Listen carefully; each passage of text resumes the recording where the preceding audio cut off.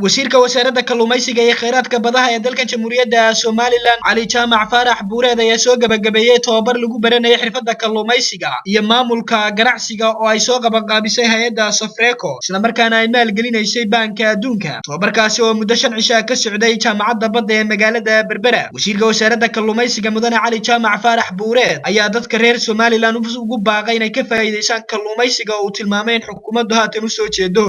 nin walba markaa isaga oran doona anna halay baro ama idinka ka baran doona mana rabno in maalin walba maaragtay inaan wax kale ka sifaayeen rabnaa maalin walba in idhaahno haleen ugu soo celiyo intii dooni meen waxaan rabnaa intii naas horta laashashkiina markay soo buuxsamaan oo idinka leeyahay arko in la idinku daydo marka tababarkaas halka ka sii socdo qoliyaha kale oo iyagana qaabka maaragtay ganacsiga kalluumaysiga la barayana waa arrin nolosha kalluumaysiga ku noolahay asaas u ah oo bilaabaysa wixii isla socdaan baa la rabaa qofkii qaybta ganacsiga ka bartay iyo kii soo saaridda bartay.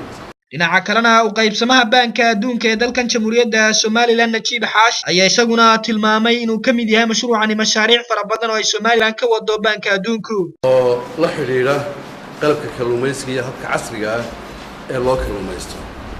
ka labaadna wuxuu ahaa basic business management oo ahaa tababarka asaasiga ee maamulka ganacsiga.